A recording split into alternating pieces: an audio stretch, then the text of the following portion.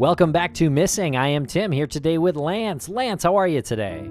I'm doing great today, Tim. I hope everybody who's listening, hope they're doing great as well. And we know that the guest that we have on today, we know that he's doing great also. And did you want to join us in this feeling of greatness, Tim? How are you? Thank you. Yes, I am feeling great. I am excited about this conversation with Dr. David Perlmutter, Professor and Dean, College of Media and Communication, Texas Tech University. And we've had Dr. Perlmutter on previously where we spoke a little bit about ethics, and he's really interested in the decisions we make behind the scenes here. So these conversations with him, they kind of turn into a little bit of like us sharing more than what we normally do on the public airwaves here, because again, he's curious. He is a professor and he has students who he's asked to listen to his interviews on this show and some of our coverage. And I always love these conversations with David because it's such a cool conversation. It's less interview style where you talk about a specific case or the history of some sort of crime that had happened. And it's more about three people exploring the process and how it differs from mainstream media, why people listen, how we come to the decisions. Like you said, Tim, he's really interested in how we come to the decisions that we make. And do others do that as well? And if any type of episode is like a fly on the wall type episode, it's like this. Like you can pretend like you're a fly on the wall and you're listening to three people just kind of go through a process and sort things out. And he finds it super interesting because of the courses that he teaches. And he's able to take something from those conversations, those interviews that you're hearing, and he brings them back to his students and answers their questions. And Dr. Perlmutter also wrote this book called Policing the Media, Street Cops and Public Perceptions of Law Enforcement, which he sent to us, which was very kind of him. And you can also check out what he does and the courses that he teaches at Texas Tech University. They even have some podcasting courses, which I find very cool. And Lance, in this conversation, we do focus a little bit of our attention on the 4 students that were killed in Moscow, Idaho, near the University of Idaho. They were students. And those victims are Madison Mogen, Xana Kernodle, Kaylee Goncalves, and Ethan Chapin. I'm really glad that you mentioned their names in the intro, Tim, because that is something that we've talked about with David and others on numerous occasions, how the names of victims of these tragic crimes that have since been sensationalized will get lost. And we want to make sure that their names aren't lost and only remembered as the Idaho 4. Okay, so we're going to play this interview with Dr. Perlmutter, but Lance, if you love Missing and want to hear it ad-free, our listeners can go to missing.supportingcast.fm and get Missing Premium for just $4.99 a month. They can also subscribe now on Apple Podcasts as well. I'm so glad that you mentioned that, Tim, because David Perlmutter just texted me and said that his students were asking about that subscription service. They were also asking where they could follow us on social media. Well, I'm so glad they asked. They can follow us at Missing CSM on all social media platforms.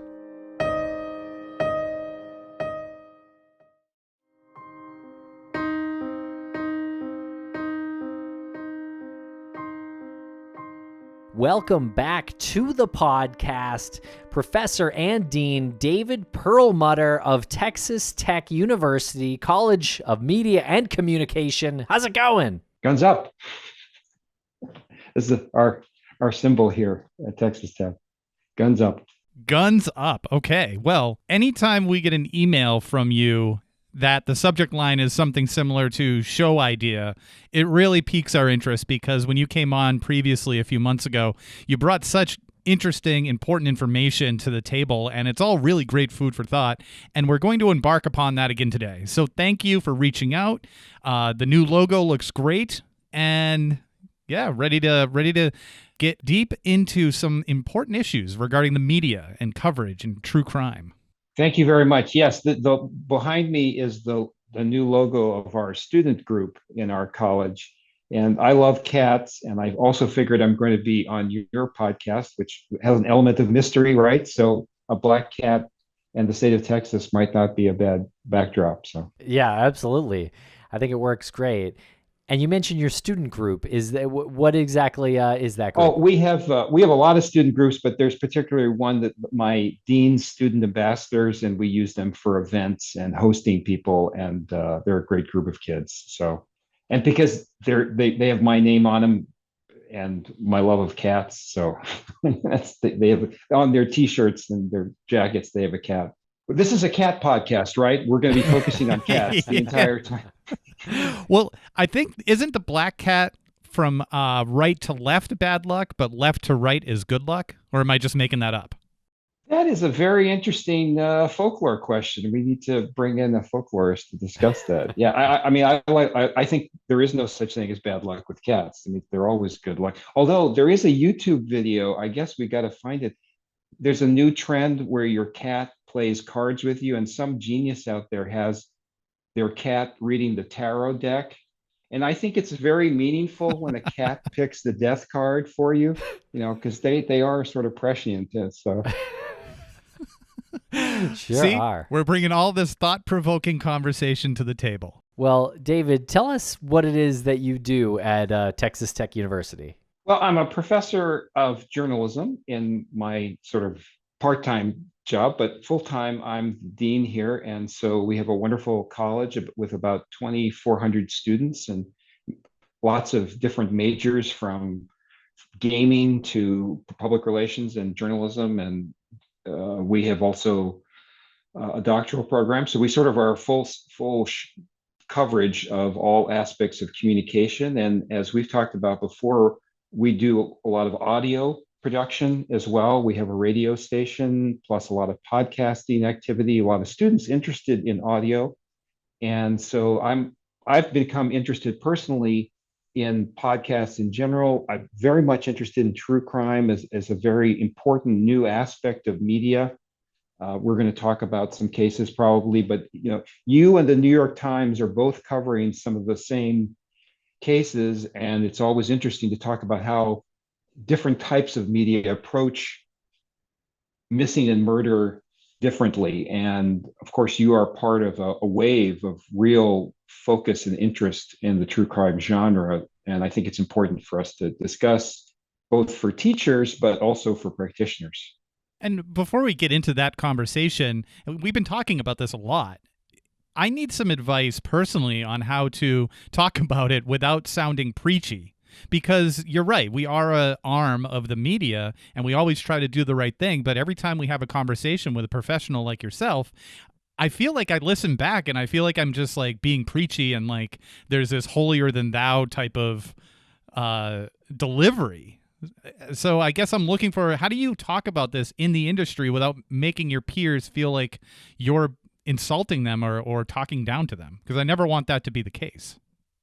Well, I think we've entered the age of preachiness. I mean, everybody's preaching to everybody else. I mean, social media has changed what we define as media. I'm old enough to remember, as we talked about before, that once upon a time there was the media, and people understood, okay, you mean the newspaper, you mean the CBS Evening News with Walter Cronkite, you mean Time Magazine. A lot of my students don't know what those are. And they're getting a majority of their news and information and their commentary and expressing themselves, their entertainment through YouTube, Instagram, TikTok, uh, podcasts. And so we have a much more complicated media landscape. I also think we have a very challenging one. There's a lot of room for preachiness. I mean, there's a lot of bad things going on that I'm embarrassed about personally. And so when we get together in the sort of traditional media world, although I consider myself to be part of the social media world, we preach to each other a lot. So just go ahead and preach during this conversation. I'm fine with that. Okay, lean into it. I hear you. Yeah. Cool. We should also be self-preaching in the sense of like, look, there are a lot of issues. And so the only way we're going to address those issues if we state those issues and we have a good discussion. One of the reasons I admire you two is that you have been very kind and also engaging with people, even people who start off attacking you. You've come back and say, hey, let's talk about it. And my preachiness is that I think there needs to be more of that. Unfortunately, we live in the world where people start off attacking each other and just keep attacking each other, and that is the media. So your kind of media, I appreciate. Cool. Well, thanks. Yeah, we try to be as open as we can, but there are definitely complications that we run into just in day-to-day operations over here, and some questions that we have to answer internally before we proceed with cases or topics and things like that, especially new cases that are developing in traditional media. Yes. I think for us, those are the biggest challenges. There are some benefits to being a podcast where we can turn information around pretty quickly. We can in some cases beat like the weekly national news program if we really wanted to. I think the problem with cases that are still developing is that they're still developing, and at some point you just have to stop researching it and upload it, but it's going to be wrong at some point in the very near future if we're to do that. Yeah, I think in the Maura Murray case and a lot of the other cases you've covered, you've done a really good job of saying, hey, this is what we know provisionally, or saying, hey, we think we know this, but like subsequent investigation has found it not to be the truth. As long as people are willing to update, and like this Moscow, Idaho quadruple murder, I mean, I'm not paying a lot of attention to it, but it is the case that details are changing from day to day. And I wouldn't want anybody to go out and say, okay, these are the established facts of the case. I think we know that 4 people were killed, and that's about it in terms of true objective facts.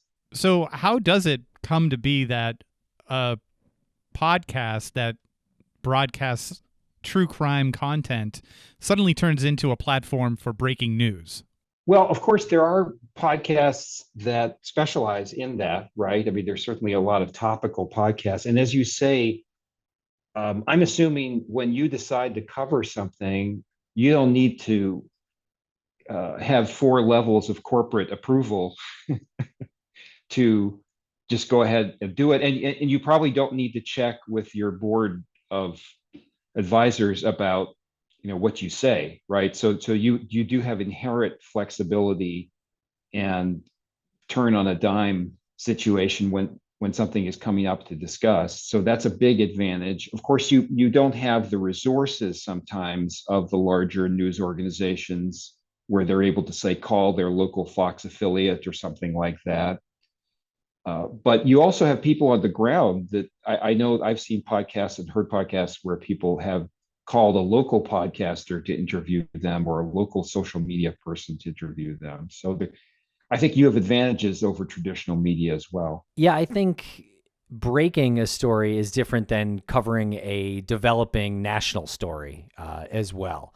To actually break something, it's got to be a very contained story or something that we've been covering for forever. I think one of the reasons we don't cover a lot of developing stories, one reason because it's constantly changing, but it's a lot to update. It's a lot to continuously update, and I feel like when we do something like that, we do feel the need to update it when there is additional information. Right. Well, let me give you the best example. You had a guest on, and I'm blanking on his name, but he was talking about the incredible number of unsolved murders in the United States. And I was in the hundreds of thousands, right? And that is the case. There is a lot of unsolved murders, and there's a lot of unsolved missing cases. Most of them are ignored by a vast majority are ignored by national media. Most of them maybe are a one-day story in local media, with some exceptions. And so when a podcast comes along and says, hey, here's a missing or murder case that you haven't heard about, and they've done original research, you're groundbreaking. You're breaking the news yourself. You're adding to the conversation that the regular media doesn't or hasn't wished to or didn't have the resources to cover. Yeah, that's very true. And when the regular media covers cases, it's in these bite-sized chunks. So they cover it and then they'll move on to the next segment, right? So somebody who's doing a podcast on it has to figure out a way to tell all of this information in 35 minutes, 45 minutes, sometimes an hour. So there's a lot of room there to kind of go astray.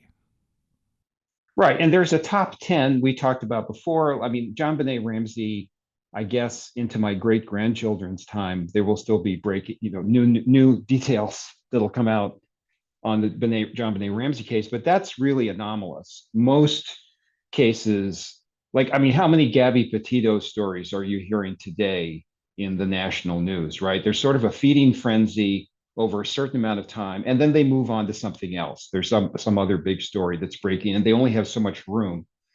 But you do have the ability to go back and say, hey, there's a case nobody's heard about in 1989 that's incredibly mysterious, and what happened here, and let's do a deep dive into it. And national media that's not part of their DNA, if I could use a term from forensics, of going back and looking at uncovered stories. But you do that, and so that's where I think you take a lead ahead of traditional legacy industrial media. Yeah, I think that kind of thing is easier for us to do than to cover a developing story that we're not like firsthand covering, if that makes sense. If we're probably going to break anything, it's going to be like a cold case, like information in a cold case or something like that, But with so many sources in current news, there's social media and traditional media out there. It's just hard. It's really hard to know what to put out there ourselves in a developing case like the murders in Moscow, Idaho. There's people saying all kinds of things on social media, saying like analyzing pictures from the outside of the house, and there's reporters on Twitter that are there 24/7 covering this. That's an interesting landscape for sure. Well, I guess I have a question for you. Do you feel any pressure from your audience? Like, well, why aren't you covering this? And if you come back and say, well, we're not really a breaking news podcast, we're more of a deep dive investigation, sometimes cases years old podcast. Do you find that there's a conflict there in terms of what your audience is expecting, or do they know who you are already? I don't know if conflict is the exact word to use, but I think we've established enough of a track record of deep dives. Even on Crawlspace, we'll have deep dives into certain missing person stories like Brianna Maitland or Erica Franelich. So it's several episodes. So I think we've established a bit of a track record of not being the ones who get the scoop. Like, we've never really done that as far as like breaking news type episodes. Not on current cases, really. Yeah. Just exactly. Colder cases. Yeah. Oh, right. But I would say that there would be a bit of a conflict or a challenge if one of the cases that we covered had a break and we didn't say anything about it. Then we would have people reaching out and saying, okay, you gave us 6 episodes on this person and they just made a major discovery. What's going on? Yeah, that makes sense. Yeah, that would be something that we would feel it necessary to cover for sure. And with a lot of the developing stories that happen, I feel like there's nothing we can add to the conversation. I think we always like to add something original or something new, our take or something. But if there's no help that we can, that's obvious that we can assist, or a direction in which we can blast something out there on social media as far as we can, it's harder for us to cover that. Like now, I guess I'm specifically talking about the Moscow, Idaho case, because in that case, it seems very mysterious and the investigators don't even know what happened. So there's no chance that we have people who aren't even on the scene where, back in Massachusetts, looking at this online, we have no chance to help the case and no chance to add anything original to it. Yeah, and maybe we could talk about to borrow from a television show, the first 48. We could talk about what happens when there is a report of a missing or murder. how journalism makes its decisions about the extent and length of involvement. And last time we talked specifically about Maura Murray, and I told you that we looked at the first couple of weeks of coverage, and that was pretty standard. That there would be, obviously, one of the dependent factors is where something occurs. There's a murder in Chicago. It's got to be a pretty spectacular murder for the Chicago press to keep going back day after day after day and doing a story about it because, well, there's a lot of murders in Chicago, right? Rural Maine, rural Idaho, or Moscow, Idaho, there's just not a lot of murders. It's going to be a much bigger story. 4 people murdered is going to be a much bigger story. So right away, journalists are making a decision about how unusual something is, how spectacular it is, how newsworthy it is, right? And so obviously 4 people are murdered is going to get more attention than 1 person murdered. But there may be some places where just 1 person murdered is a huge deal. John Benet Ramsey, a case in point, a town like Boulder where the murder was just almost unknown. And then who is murdered, right? The daughter of one of the most prominent people in town, the case of John Benet. These are 4 college students in a college town, right? They're going to get a lot of attention. There are lots of discussions about gender and race in terms of the selection of who gets covered more, or and everybody's right on that. It is a fact that, if you're an attractive person of one race, you tend to get more coverage if you're missing than if you aren't, right? So there's a lot of early decisions that are made on whether something is worth covering at all and how big a news footprint it gets. And you can go down some of the very famous cases and sort of ask yourself, like, why did this get a lot of coverage early? And then, of course, it's a separate question. Why is it getting continual coverage later, like even decades later? I mean, the really unfortunate part of what you said with the certain type of person that will get the news over another type of person is true. And when you look at how many people listen to different episodes that we do, and we make an effort to talk about marginalized communities and missing and murdered Indigenous women, and they don't do as well. And that's really unfortunate. And I don't know if we've ever said that on the air. That's really unfortunate that numbers are lower because people aren't listening to that. And you just got to keep talking and keep talking. I think it's important to not give up on something like that just because you're looking at numbers that are kind of low.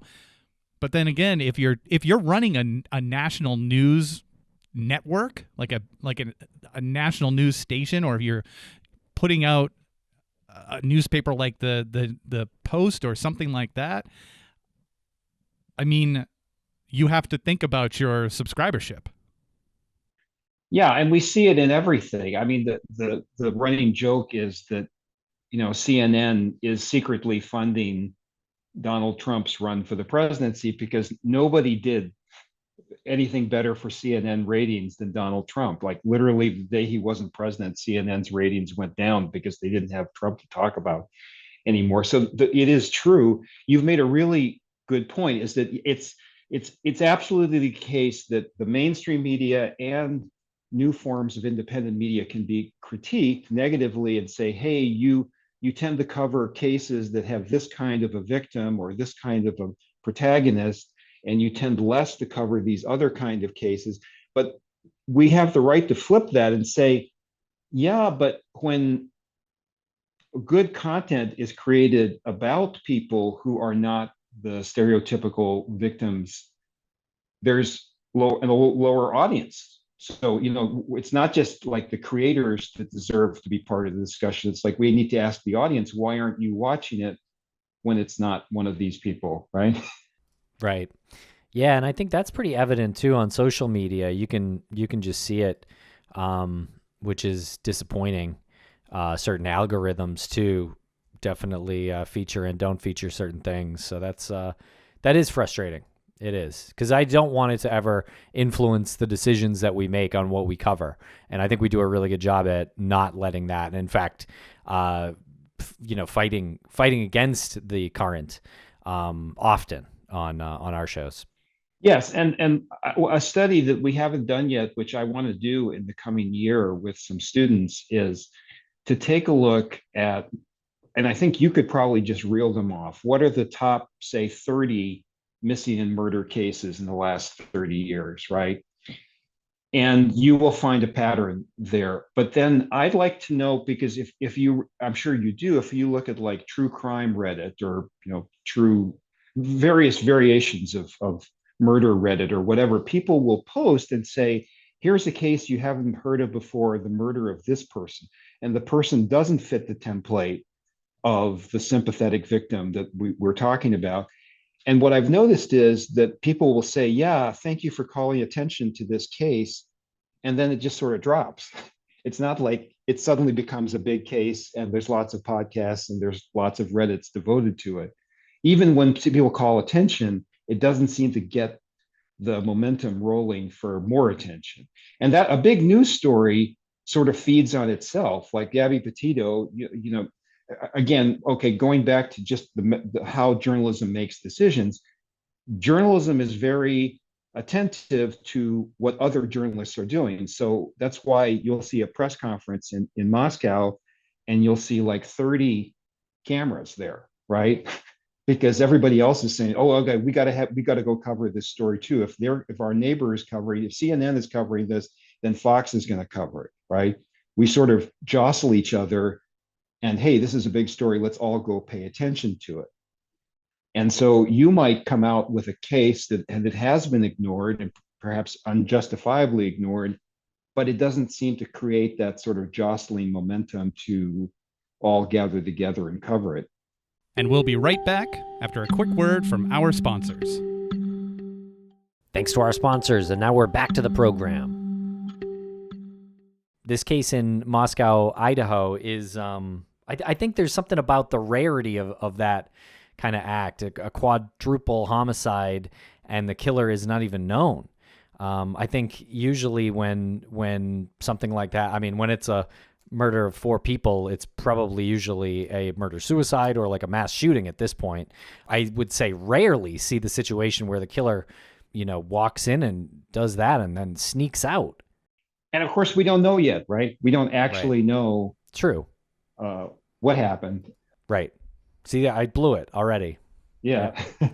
It's hard, isn't it? I mean, it is very hard to continue to say we don't know yet. I mean, in journalism, that's the hardest thing in the world. I mean, if you look at, for example, what'll happen is you'll have like Fox News National interview a reporter for the local Fox affiliate, or for example, I saw an interview with, I believe, a reporter or the editor of the University of Idaho newspaper there, the local student editor.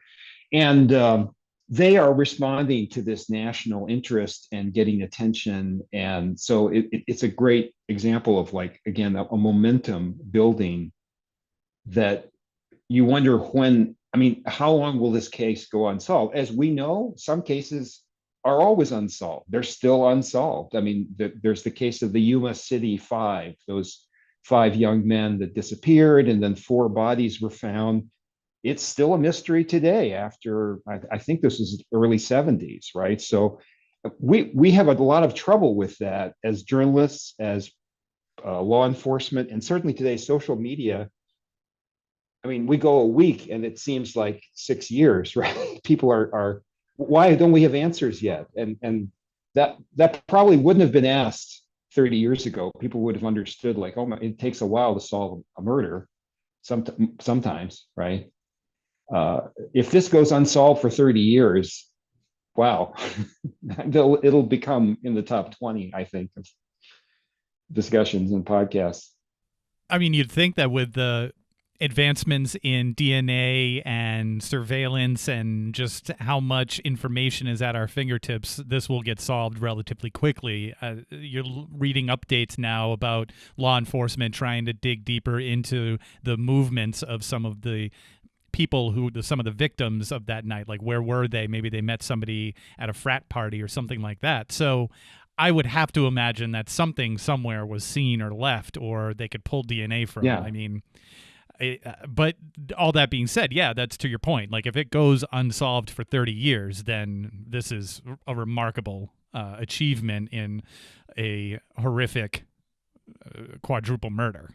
Well, we've talked about how there is a CSI effect, and people do expect miraculous science to like jump in and instantly solve. You've heard from people in law enforcement and from people in the law prosecution and so that like juries expect. And so we did the DNA evidence, and this guy is absolutely 100% guilty because we see it on television so often.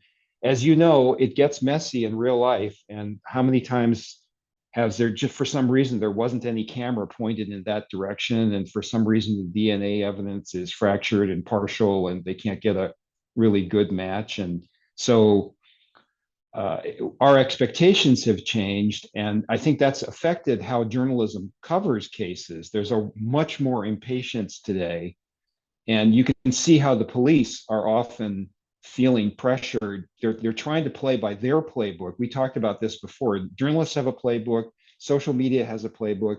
Well, police have a playbook, and the one thing police want above all is not to blow it, is not to find somebody, believe they're guilty, but because the investigation, and how many times have we seen in the missing or murder case a lot of critiques about the police investigation, right? Certainly John Benet Ramsey, Maura Murray, there have been criticisms that it wasn't done correctly.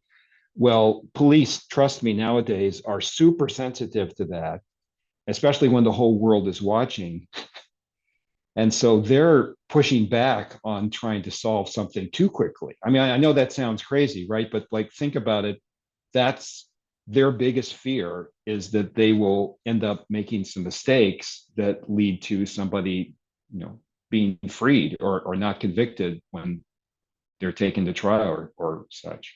Like, is that something that you would tell your students, the responsibility of putting information out there because it might negatively impact an investigation? If you take a class in sort of cops and courts, that's sort of what we call covering crime is traditionally as cops and courts, and then you look at reporters who are assigned in the local news to work cops and courts crime, they learned that pretty quickly, is that, look, the police can't just give you everything and give you a tour of the crime scene and like, here's the bloody weapon and everything like that. They're going to have to hold things back. The difficulty is that, say, 50 years ago, traditionally the cops and courts reporter would be somebody who literally hung out at the courtroom and like went for beers with the cops after work. So they would have a sort of I mean, you could criticize this as they were too close to the cops and the courts, but they had a real relationship, and there was sort of an understanding about what they could ask and what they would get. Now, in our fractured media world, it's very likely that a lot of especially in a frenzied situation like Moscow, a lot of the reporters have no local relationships or connections. And the pressure is just so great that they're not willing to, hear out what were the traditional arrangements that were made with law enforcement. So that's why we get these situations where it seems like the police are testy and the journalists are testy and the social media is testy because they all have different expectations than maybe 30 years ago. Right, and different goals as well. Each one having a different goal. When you say fractured media world now, what does that mean to you in comparison to how it used to be when it was unfractured? I'm old enough to remember growing up, and my parents were university professors, and they were also wanted to be informed. So my parents subscribed to 3 or 4 newspapers, and we watched the CBS Evening News with Walter Cronkite, and we subscribed to Time magazine. And I think in 1984, that was about as informed as you were going to get. I mean, that was a lot of information. There was no independent media available. I mean, this is before the internet. I mean, I guess you could have subscribed to somebody's like newsletter that they Xerox, but basically we got all of our news from these you can call them legacy or industrial or centralized or traditional media sources. Now I doubt whether most of my students get any of their news purposely from those traditional sources, although what happens is they might get their news from TikTok, but it might be a 15-second clip from the local Fox affiliate in Moscow as part of some some independent content producers or from that local affiliate. So it's instead of like a simple image where you're told what the news is and you're told what to think about it, there's like a mosaic of little fractured images that you're trying to build yourself into a picture of what happened from lots of sources, you being one of them. Yeah, that's pretty cool metaphor to present when you're talking about all the details that come along with releasing information. And I could see how that could easily become fractured. Yeah, the analogy I use, and maybe it's too cute, you tell me, it's the difference between a telescope and a trilobite. Back in my day, you had a telescope where all the information was in one place and you looked at it and that's what you saw. Now, you've seen those amazing reconstructions of what the eyes of trilobites, they had like these hundreds of eyes, each with its own focal point Right. and things like that. So think trilobite, not telescope. Yeah, I agree, and I think it's a weird place, I guess, when every channel or every source has its own, facts or variation of the facts, or they're pushing what they are considering to be information in the case that hasn't been reported elsewhere. I'm always very cautious of that kind of thing when I see something that's reported on, say, social media and not reported in traditional media. But also, like sometimes traditional media can beat media like us, but other times it works the other way. Yes, you had a good example of this when you went up to New England for some of the interviews and in local investigation, and just seeing the sites and famous places associated with the Maura Murray disappearance, right? And one of the things with your local sources, and that's something else that's in a way, it's a traditional thing. You've developed local sources, right? You're talking to people who live there and who've studied the case or have something to say on the case. And I remember a couple of times you talked about, well, it's local legend or like local people will tell you X, Y, or Z, right? Now, as I understand it, some of those local legends are not actually police verified or journalistically verified, right? They're just like somebody has always said that, yep, the barn over there, she was there for a while or something like that, right? And what do you do with that? I mean, I do think you have to mention it. I think you should put a big frame around it that like, well, we've just heard this. We're not going to say this is a verified source or a verified fact. Yeah. Okay. Agreed. Mm-hmm. Yeah, I totally agree with that as well. But should you back it up a little bit and say, because it's not verified at all, why are we putting it out there? Well, folklore is not fact, but it is data. Okay, it is something worth investigating. And I'm going to use a terrible analogy here. I do not believe that there is a 9-foot primate wandering around North America. I'm sorry. I wish there was a Bigfoot. Get out of here. Yeah, I know. On. But I think it's fascinating to talk about, were there indigenous American legends about such, and it's fascinating to talk about like people who believe that they've seen it and what did they actually say. I mean, that to talk about it as a rumor, and of course, as we've learned from many cases that have been investigated, sometimes a rumor turns out to be true. Police have tip lines for a reason, right? On the other hand, journalists make a big mistake, and independent media also make a big mistake by saying, oh yeah, the police got this tip that the UFO abducted her. Okay, that's why only one out of hundreds of tips is worth investigating, or turns out to be true, but they still have a tip line, right? They can't do it. They can't have no tip line. They just have to be very careful what they think is actually true. They have to investigate it. And you do that. Right. I mean, I appreciate that you care about those things. Thanks. One pattern, and maybe you'll find this interesting, but or maybe this is really obvious too, but one pattern that we've noticed in covering missing persons cases is when you speak with local sources who aren't necessarily news people, the smaller the town, the more likely you're going to hear that there's a police conspiracy, or the police are running this town, or this, the person who did it has a brother that's a police officer, or something that leads back to local law enforcement. Yes, and that is a fascinating phenomenon that, as an academic, I would like to study that more, because that's exactly the opposite of our assumption about trust in institutions. As you know, if you just Google survey trust in institutions, we are hitting the all-time low public trust in journalism, in government, in the church, in the military, and so on. I mean, it varies a little bit, but basically people are much less trusting of big institutions, whether it's agriculture or pharmaceuticals, than they've ever been in the history of America that we've been taking surveys. That's very interesting. On the other hand, what we typically say is, but people tend to have trust in their local representative. For example, most members of Congress got reelected this last cycle. But if you ask people, do you have faith in Congress? It's like super low. So people are voting for their local congressman, but don't like Congress. Likewise, people may have not a lot of faith in big pharma, but they trust their family doctor to prescribe something, right?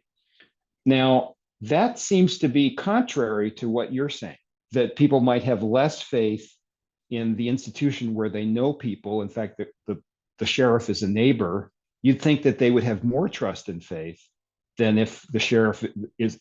I hear in Texas, I got a chance to speak to the Texas Sheriff's Association, and there's sheriffs who have counties where there's a population of a couple of thousand, and then there's the sheriff of Houston County, right? So there's a big difference in the populations, but you'd think there'd be more trust in the smaller town. So I'd like to understand why that might not be the case. Well, that is interesting. I think maybe because in small towns, people know each other and there's a lot more room for gossip and a lot less going on, where you have a city like Houston, or a city even like a smaller city, even like Savannah. There's still a lot going on there, and a lot less maybe inclination to talk about your neighbor. I think it's a good question. I mean, we could take case after case, but you're absolutely right in discussing that as a point, that there seems to be this phenomenon.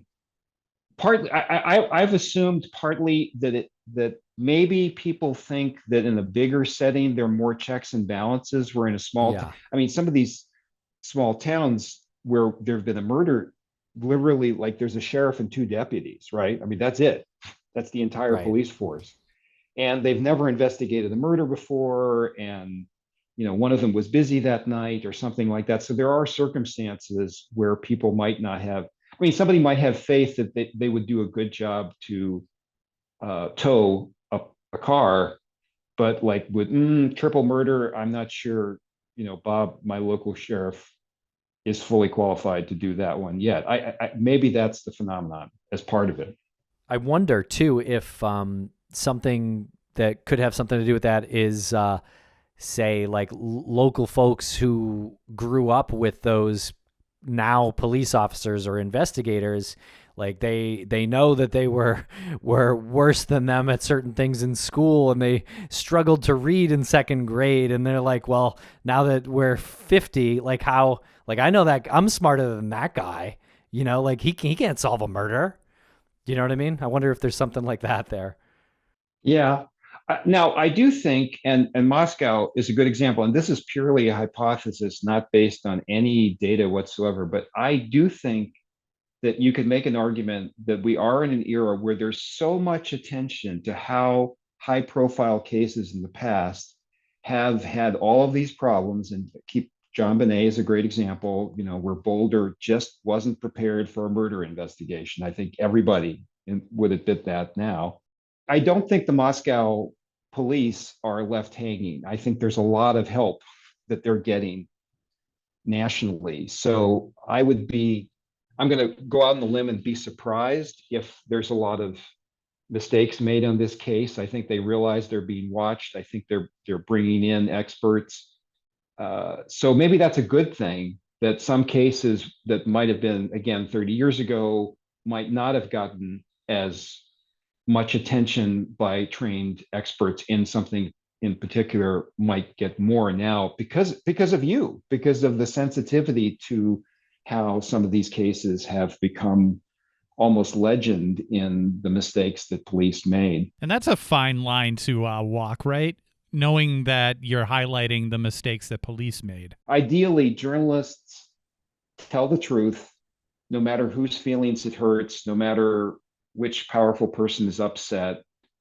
You're supposed to tell the truth, or as much of the truth as you're able to find. I mean, that's the ideal. Whether it's always in practice, I don't think so, but everybody can make up their own mind.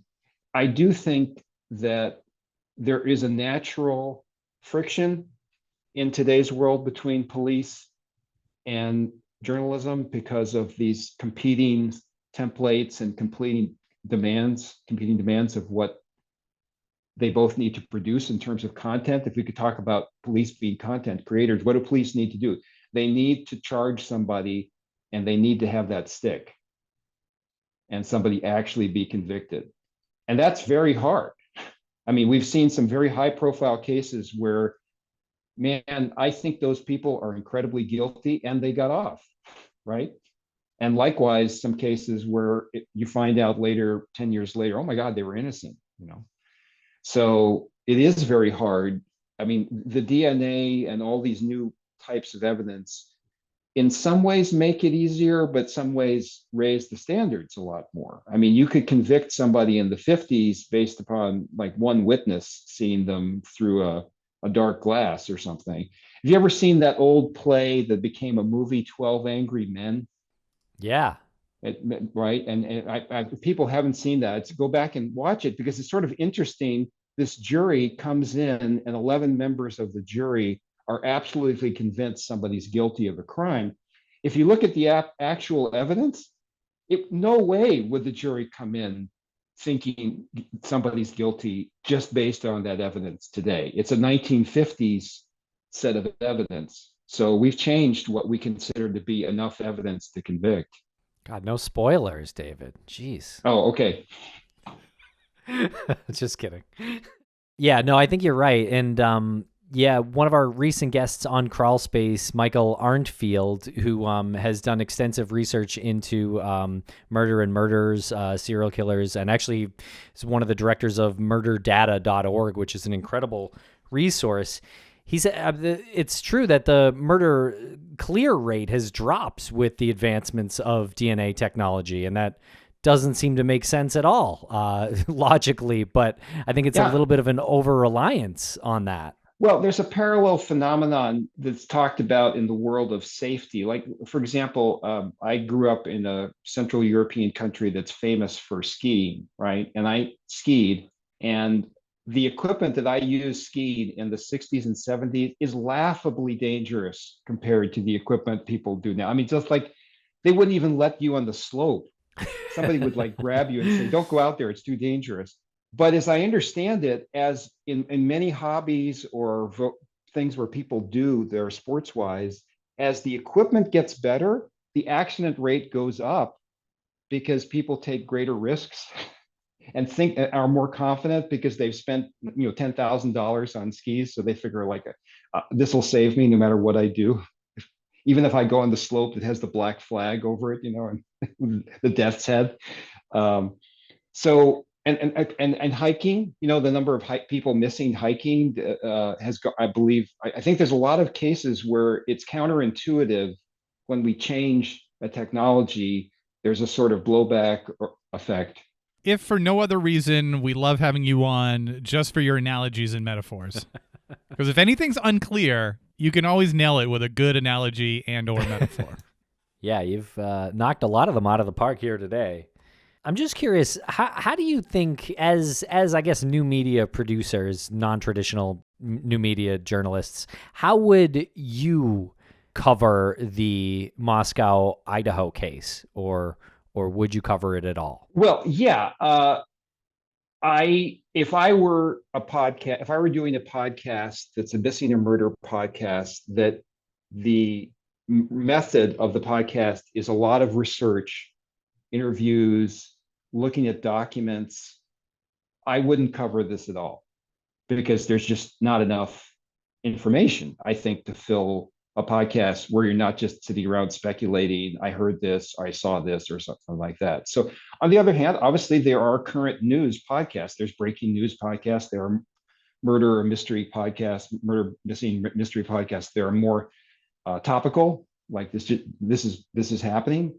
So I think it just depends on what your value system is and what your mission statement is, really. I mean, again, I take your mission statement to be more looking at cases that you can do a deep dive into, and you can do investigation and find fresh understanding. I don't think this case is there yet. Now, if I were working for the Moscow newspaper, or if I were working for CNN, yeah, I'd send people to cover this case and update every day. Right. Yeah, it would be a lot easier if there was a picture of the killer who is now missing, or if there was surveillance video, then we'd be sharing it far and wide. But with just so little news, it's hard. Well, there could be, right? True. I would be shocked if there wasn't. I don't mean to cover breaking news, but we're slowly getting more and more like, here's the 4 students outside of a bar, here's the 4 students in the library. So their pieces are coming out. I just don't think we have enough pieces to start putting the jigsaw puzzle together as independents. Again, I'm personally okay to let the police do their stuff and see what happens. Well, you mentioned putting the puzzle pieces together. How do you know when you've completed that puzzle? Well, you've had this conversation with some good people who are prosecutors, and you've had with lawyers and with investigators, and there is a moment where there's a conversation where everybody in the room agrees, okay, we can arrest this guy, we can charge him, we're going to convict him or her or whoever, right? So there is a moment in any investigation. Now, as you know from a lot of these famous cases, sometimes that moment has not come. Again, going back to John Bonet, there's disagreement where like the police department says, we have enough evidence, we want to arrest this guy. The DA's office says, nope, you don't. We're not going to make any arrests. And there's a civil war that goes on. That sometimes that goes on within police departments. I've seen this in some of the work that I've done where there are 2 officers investigating a case and they'll disagree. One of them says, look, I think we got enough. And the other guy says, no, I don't think we have enough. So now you add the entire world of all the fractured media. Do they think it's enough? And I think that police and prosecutors and the political elements who are involved in any situation do take that into account. I mean, they say, like, not only will this pass the test of a grand jury and then maybe a jury, will this pass the public opinion test? There's an old Monty Python sketch where a jury comes back and says, we find the defendant incredibly guilty, my lord. And I wonder whether that's become the standard, is that it's not just like guilty. It's like you got to make sure this person is incredibly guilty. Yeah. So in certain cases, DNA, like 1 in 10,000 is not good enough. It's got to be 1 in several million. Yeah. And look, I mean, I'm sure maybe you've had an expert on to talk about the history of DNA and how we've had DNA for a long time, right? And people were convicted with DNA hit rates that would not be acceptable in a court today. It'd be thrown out. And Yeah. these people are in jail or they were executed. That doesn't mean they were innocent. It just means that the standards have changed. Professor Perlmutter, thank you so much for chatting today. We don't want to take up any more of your time, but this has been a fantastic conversation. Well, thank you. And again, I appreciate the good work you're doing, especially flying the flag of the need for constant investigation, digging deeply, not necessarily taking anything as verified until it is verified. So you're helping our educational role about how to use media wisely and effectively. Well, See, incredible. I feel like that road had a lot of potholes and cracks and some bad paving, and all together we are like the city crew that's going out there and we're repaving, we're pulling up the old. I'm trying to do a good metaphor for you, and it's just really collapsing. And you're finding some bodies underneath the previous patches of potholes. There we go. I have a parting question for you all, if you don't mind. Yes, please. I wanted, is related to this, is that how do you decide a case to look at that you had never heard of before? And I'm sure this happens. Like somebody says, "Hey, why don't you cover the?" And I'm making this up. The St. Louis dog napper story or something like that. What Right. drives you to say, okay, yeah, we're going to do episodes on this. This needs to be told. Well, if you don't mind, I'll answer first, Lance. But I think we have an inclination to want to help. I think every episode we like to try to educate or help the case, possibly by informing the public if they weren't aware of it. I think those are some of our most obvious goals. But I think oftentimes we do try to look for a new angle, something that either hasn't been covered before in connection with that case, or maybe it's informing our overall quest, I guess, to learn about crime, which I do feel like we have one and a direction. And like, for example, on Missing, we covered Amber Tucaro's case. She's missing and murdered Indigenous woman from Canada, and she may have been killed by a serial killer. And those are two things that we've been looking into more lately as our journey continues. And I just want to add to that, when we get together and record an episode about one of these cases, whether it's missing person or a serial killer or something like that, especially when they're the three of us, Jen, Tim, and myself, there's a common theme that happens that I don't think we recognize or speak about very often, and that there's always an element that makes us upset. I know all of them upset us, but there's always something where we're like, I can't believe that.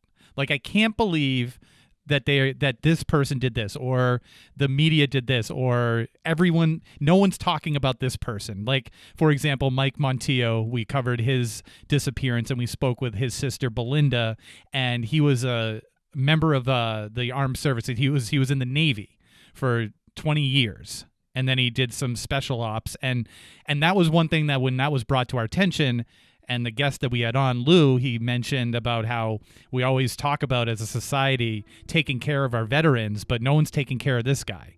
And that's like, that clicked. And then it was, there's many other ones, like all of them that we cover always has this one element where we're like, God damn it. Like, if that was different or something. So yeah, in addition to what Tim said, that's a takeaway that I always have when we're done recording, is that there's always that one thing that just sticks out as just glaringly aggravating, on top of the fact that the crime had been committed or the person is still missing.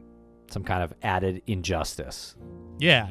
Well, that's what drives often the best journalism. I mean, we do teach students that they need to be technically proficient. They need to follow the truth. They need to look at the data. They need to check their facts. But yeah, there's a drive for justice, wanting to make the world a better place, which I think is part of most cops, I will say this, maybe it's controversial, but I believe it, most cops become cops because they want to make the world a better place. I think most people get into journalism and I think most people start what you started, independent media for the same reason, and that should be encouraged. Passion and being technically proficient in your craft are not opposites of each other. So thank you guys. A plus.